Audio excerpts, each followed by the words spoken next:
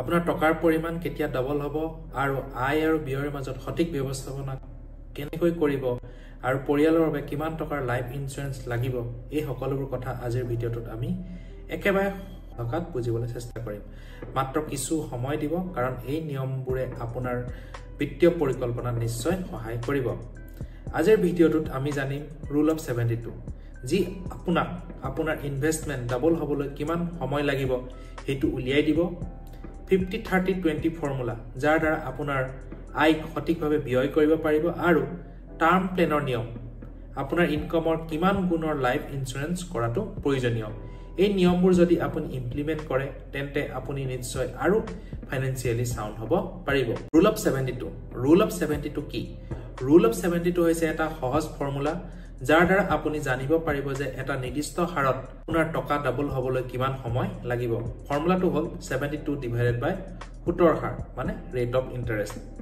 যদি আপুনি বছৰি এটা ইনভেষ্টমেন্টত 6% ইন্টাৰেষ্ট লাভ কৰে তেন্তে আপোনাৰ পইচা ডাবল হ'ব 72 divided by 6 is equal to 12 years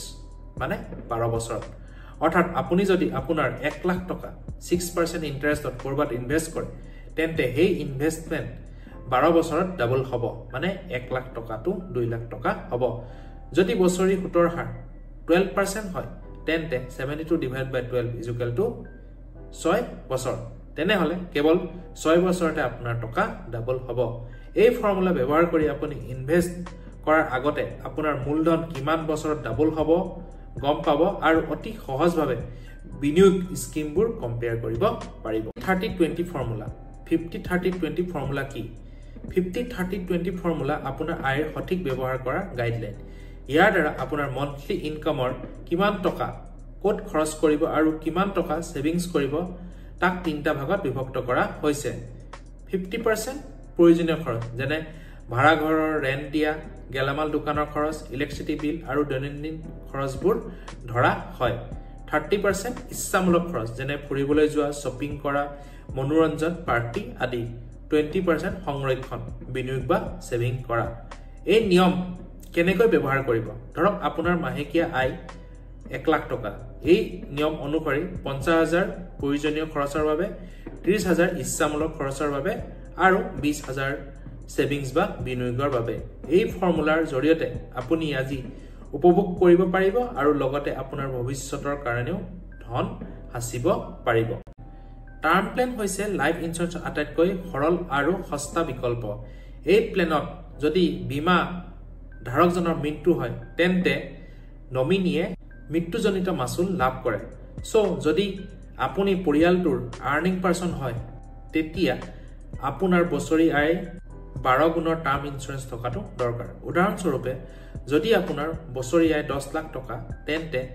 10 lakh into 12 is equal two 1.2 কৰৰ টকাৰ টাৰ্ম ইন্সুৰেন্স থকাটো দৰকাৰ মানে 1.2 কোটি টকা আপোনাৰ নমিনিয়ে পাব যদি আপোনাৰ লগত কিবা এটা বিজুতি ঘটে এই পৰিমাণে আপোনাৰ পৰিয়ালৰ দৈনন্দিন জীৱনৰ খৰচ লোন আৰু সন্তানৰ শিক্ষা আদি সকলো সুৰক্ষিত কৰিব আপুনি নথকাৰ পিছত তেন্তে এই ভিডিঅটো টেকৱে কিটা হ'ল ৰুল অফ 72 টকা ডাবল হ'বলৈ লগা সময় নিৰ্ণয় কৰাটো 50-30-20 ফৰ্মুলা আয়ৰ সঠিক খৰচৰ পৰিকল্পনা কৰা আৰু টাৰ্ম প্লেনৰ নিয়ম 12 গুণ আয়ৰ ইন্সুৰেন্সৰ প্ৰয়োজন এই নিয়মবোৰ অনুশীলন কৰিলে আপোনালোকৰ বিত্তীয় যাত্ৰা অধিক সুৰক্ষিত আৰু সফল হ'ব এইখিনি আছিল আজি ভিডিঅটোৰ চৰ্চা যদি ভিডিঅটো আপোনালোকৰ ভাল লাগিছে চেনেলটো লাইক কৰক কমেন্টত আপোনাৰ মতামত লিখক আপুনি প্ৰথমে কোনটো নিয়ম আপোনাৰ জীৱনত ব্যৱহাৰ কৰিব এই ভিডিঅটো আপোনাৰ পৰিয়াল বা বন্ধু বান্ধৱীলৈ শ্বেয়াৰ কৰক পুনৰ লগ পোৱাৰ প্ৰতিশ্ৰুতিৰে আজিলৈ বিদায় মাগিছো ধন্যবাদ